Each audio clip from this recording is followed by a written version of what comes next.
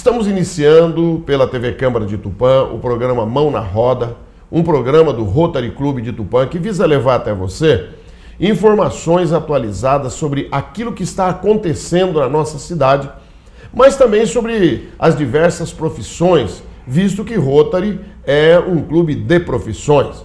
No mês de março, a área de enfoque do Rotary são os recursos hídricos e saneamento. O Rotary trabalha com áreas de enfoque e cada mês nós determinamos uma dessas áreas. Em março são os recursos hídricos e o saneamento, visto que a Organização das Nações Unidas determinou que no dia 22 de março seja o Dia Internacional ou Dia Mundial da Água. A água é um recurso extremamente importante. Recentemente eu assisti a um documentário dizendo que o planeta Terra é o único planeta do sistema solar, provavelmente, que tem a vida, em virtude de ter água. A água é uma necessidade do ser humano para se manter vivo, assim como o oxigênio. E o dia 22 de março, como Dia Mundial da Água, foi criado com o objetivo de alertar a população internacional sobre a importância da preservação da água para a sobrevivência de todos e os ecossistemas do nosso planeta. O Rotary vê com bons olhos a preservação dos recursos hídricos, tanto que, desde 1985, nós estamos trabalhando para a erradicação da poliomielite.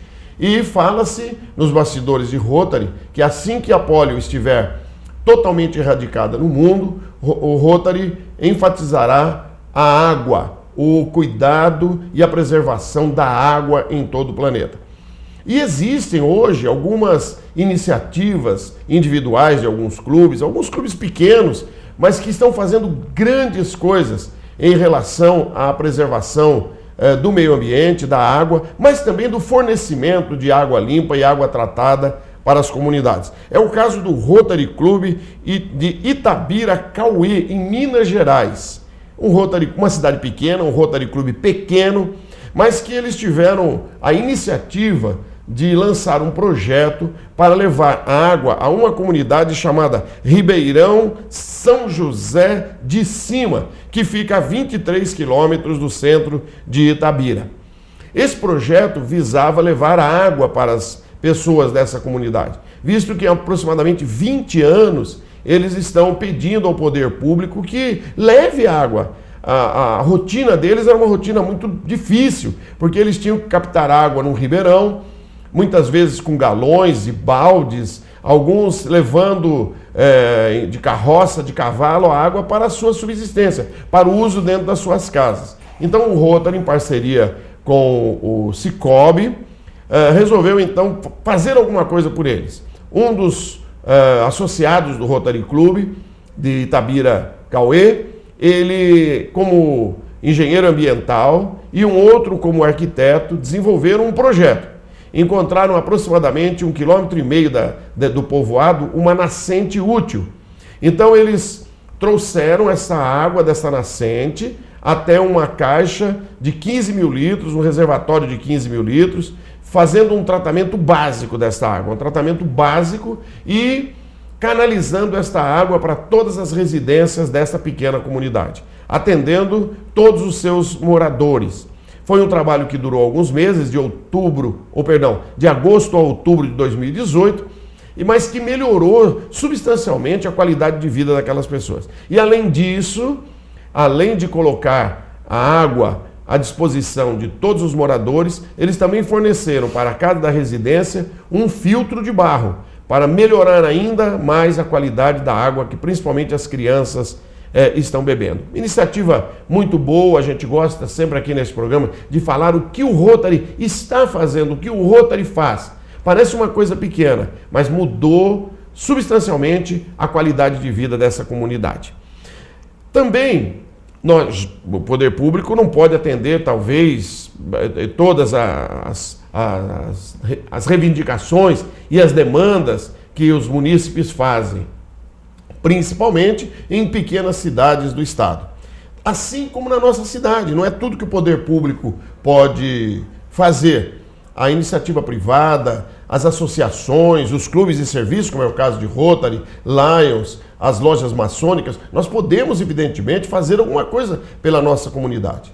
E no dia 14 de março também, houve podemos até dizer uma tragédia, uma chuva intensa, uma tempestade que afetou todos os moradores da cidade de alguma maneira. Mas alguns bairros foram mais afetados, como é o caso da Vila Marajoara. E imediatamente, assim que aconteceu a tragédia, claro, a tempestade atingiu todos os moradores da cidade, mas alguns bairros foram atingidos por enchentes, por enxurradas, algumas residências perderam tudo que tinha. E a Associação de Moradores da Vila Marajoara imediatamente colocou-se à disposição dos moradores para fazer alguma coisa. E para falar sobre isso, eu trouxe aqui o Rafael Venchiaruti, que é o presidente da Associação dos Moradores da Vila Marajoara. Rafael, tenho muito prazer em receber você neste programa. Eu sei que as informações que você tem para nós são importantes para que a cidade saiba, porque muitas pessoas não têm ideia da dimensão da tragédia que se abateu sobre nós numa única noite, numa única tarde e início de noite, nesse mês de março. Primeiramente, vamos conversar um pouquinho. Você está bem? Bem, melhor agora. Muito bom. É um prazer, como eu já disse, ter você aqui com a gente. O prazer é meu, João Elias. Eu espero que você se sinta bem à vontade e nós possamos bater um papo bem animado aqui também. Vamos sim. Mas vamos falar um pouquinho de você. Você é natural de onde, Rafael? Eu sou natural de Bauru, nasci na cidade de Bauru dia 20 de abril de 1990, e onde a minha família residiu por pouco tempo, né, durante o meu nascimento. Os seus familiares, os pais, eram de Bauru, não? A minha avó, vamos começar por ela, se eu começar a árvore genealógica. Vamos puxar. A minha avó nasceu aqui em Tupã. Sim. Ela se formou na primeira turma de Educação Física das faculdades Zefap. Perfeito. Então ela foi, depois que ela se formou aqui em Tupã, ela foi, como a maioria dos tupanenses ainda hoje, buscam uma vida melhor nos grandes centros, nas metrópoles. E ela foi, ainda nova, com cerca de 20 anos mais ou menos, 20 e poucos anos, foi para São Paulo.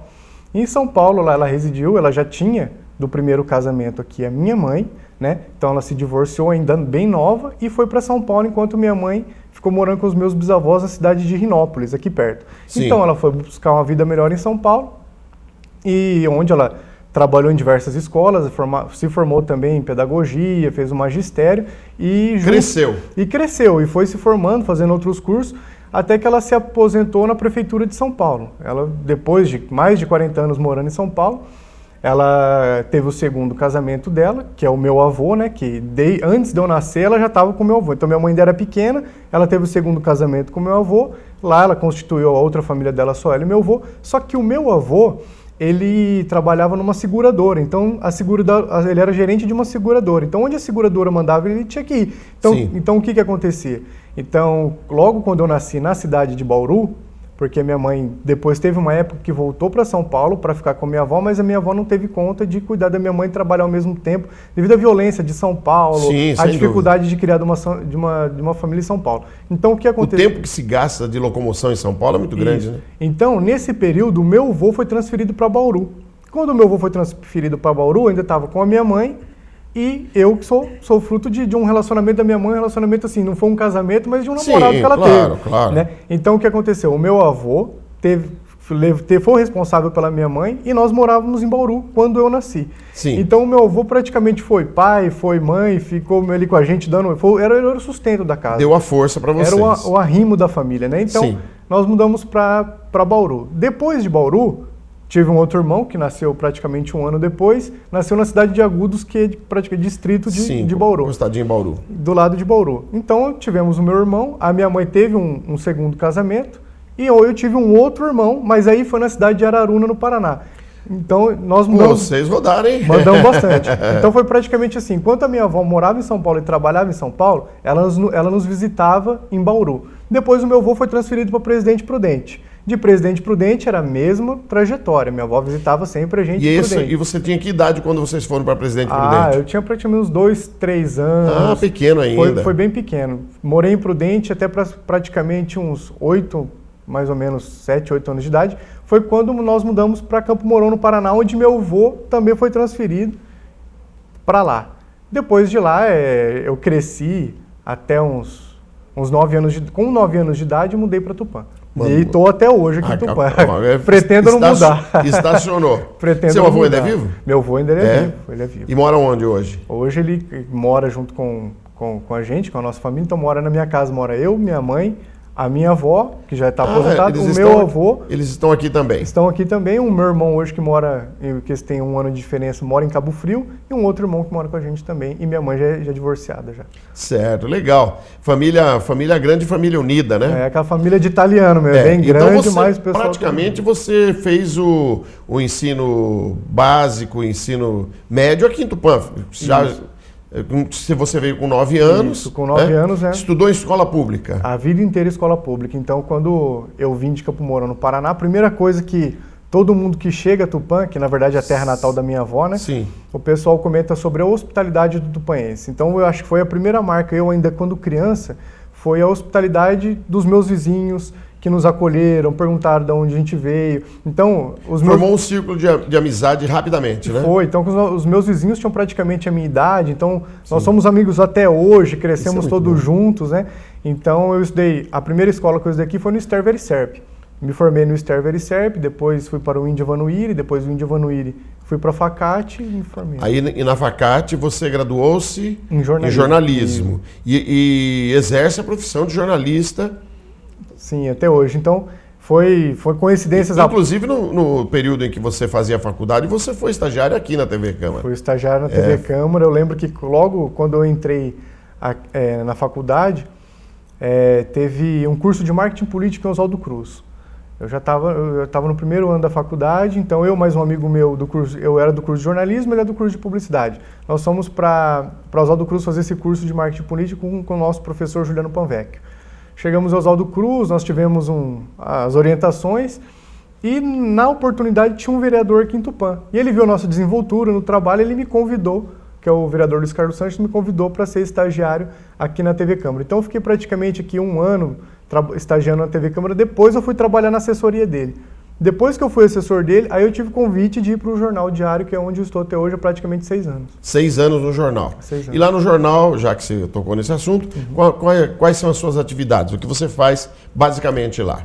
Hoje, desde quando eu assumi o cargo de repórter no Jornal Diário, eu acompanho a cobertura geral dos fatos. Então, assim, a gente até fala que o jornalista não tem obrigação de saber tudo, mas de tudo um pouco, né? Sim, ou procurar saber de tudo um pouco, né? Se interessar por um pouco de tudo. Então eu cubro os acontecimentos de forma geral, tanto política, economia, até moda, até padrão de beleza. Esporte, não? Esporte nós temos editoria fixa, Sim. apesar de eu gostar muito, né? Já fiz algumas reportagens de esporte, mas bem poucas. Mas nós temos uma editoria fixa com um repórter muito experiente, está há mais de 40 anos no jornal, trabalha com jornalismo há mais de 50 anos, então o esporte é só dele. Mas cubro o geral mesmo, todos os acontecimentos que a gente tem oportunidade de estar presente, a gente tem essa obrigação, esse dever de estar cobrindo todos os acontecimentos de forma geral. Você não é o único repórter dentro do jornal, ou é o único hoje? Não. Não tem outros?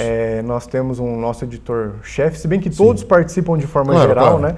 Nós temos o nosso editor-chefe, que é o Alziro Sanches, homem muito experiente na área. Temos o próprio Nelson, que é editor responsável do jornal também. Sim. Nós temos um outro estagiário, um outro rapaz que está trabalhando com a gente.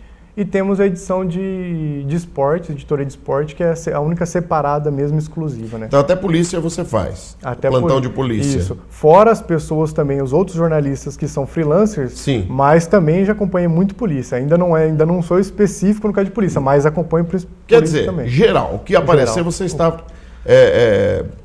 apresentando na matéria para o jornal poder publicar, né? Do jeito que cair tem que guardar, né? Que a gente brinca, né? Então... O que é o mais difícil na sua profissão? Eu estou perguntando porque Rotary é um clube de profissionais. Sim. Né? Os profissionais que apontam soluções para os problemas que lhes forem apresentados. Então, por isso que Rotary tem uma gama muito grande de profissionais de todas as áreas. Né? Então, queremos saber um pouco mais da sua profissão também. O que você acha mais complicado? O que você acha mais... Hoje... o melhor? O que... Sim. Na comunicação social, hoje nós estamos vivendo um processo muito dinâmico com as redes sociais, né? Então, o que acontece? Hoje todo mundo tem, de certa forma, o poder da informação. Hoje você com o celular na sua mão, você pode se transformar num repórter, você pode ser de certa forma um jornalista, você está na sua casa, você está vendo um buraco em frente da sua casa na rua, você pode tirar foto, postar e denunciar, só que a rede social tem um problema. Não existe todo esse processo que nós que estudamos 4 anos na faculdade, as pessoas muitas vezes não acompanham. Então o que está sendo muito difícil hoje na nossa profissão é o combate às fake news. Então, na maioria das vezes a gente passa mais tempo correndo atrás, checando informação para desfazer uma fake news, do que passando mais tempo de outras notícias que poderiam se tornar notícia. Então, a gente tem muito essa dificuldade com a falta de profissionalismo, talvez com a maldade de algumas pessoas que acabam espalhando mentiras propositalmente para prejudicar A, para prejudicar B, para prejudicar grupos políticos, pessoas mesmo, nas suas particularidades, na sua vida pessoal. Então nós temos muito problema com a questão da internet e com a falta de credibilidade que existem nas fake news, né? Então nós estamos tentando trabalhar ao máximo contra as fake news, tentando propagar a notícia da forma mais real possível, mais próxima possível, que é a verossimilhança que a gente chama, que a gente trabalha com ela, para poder realmente informar. Por mais que a gente vê esse processo, assim, tem muita informação, mas dentro dessa muita informação há uma cadeia de desinformação maior ainda. É impressionante. Mas a questão é o seguinte, há quanto tempo existe o jornal? O Diário. Ele está aí desde quando? Há 40 anos. Bom, em 40 anos, ele tem credibilidade. Sim, sim. Ele atingiu um nível de respeito e respeitabilidade muito grande. Então eu sei que vocês vão checar todas as informações primeiro para depois publicar no jornal. Agora já não é o que acontece, infelizmente, com as redes sociais. E é uma situação difícil, né? Porque as pessoas exageram ou... Você falou mentira, mas falsificam muita coisa também, né? Falsificam muita coisa e isso tem prejudicado, inclusive vocês como profissionais, né? Sim, sim. Porque um texto fora do contexto, ele é apenas um pretexto. Então as pessoas fazem um recorte da forma que lhe agrada, e aí passam nos WhatsApps, e passam nas redes sociais, nas outras plataformas digitais. Então a gente nós temos lutado muito com essa questão da credibilidade, da falta de credibilidade e da falta de compromisso, de comprometimento que as pessoas têm com a notícia real, que é você ouvir um ou dois ou até mais lados da mesma história para você entregar os fatos para que a população mesmo faça a sua interpretação daquilo. Sim. Porque o jornalismo brasileiro ele é diferente do americano. O jornalismo norte-americano ele é um jornalismo mais opinativo. Os jornalistas eles já emitem mais a sua opinião. Diferente do jornalismo mesmo o brasileiro, né, que dão mais enfoque para informação e deixe que os juízos, né, são feitos por aquele que lê, da forma que interpreta a notícia. Nós temos a questão do jornalismo opinativo, mas isso a pessoa deixa claro, é a minha opinião, é a carta do leitor, é um programa na TV, é uma coisa que já fica clara, é a opinião de certa pessoa, mas o jornalismo em si ele tem que ser o mais distante possível do desenvolvimento. A maioria dos telejornais são apenas informativos também, né? Sim, Quem iniciou esse tipo de jornalismo que, além da informação, a opinião, foi o Boris Casoy. Sim. O jornalista Boris Casoy foi o primeiro. Hoje existem outros, né? Eu sempre vejo o Heródoto Barbeiro também, que sempre tem a opinião dele, pessoal. O falecido Ricardo Boechat, que tinha sempre uma posição muito clara, né, a respeito das coisas e opinava também. Muito bem, Rafael. A nossa conversa está boa, nosso papo está muito bom, mas eu tenho que fazer um pequeno intervalo, um breve intervalo, e depois nós voltaremos para falar sobre a tragédia do dia 14, tudo o que aconteceu e o que foi feito e o que ainda precisa ser feito. E eu vou pedir a você, por favor, aguarde-nos um pouco, nosso intervalo é bem curto, nós já voltamos e continuaremos com o programa Mão na Roda. Até já!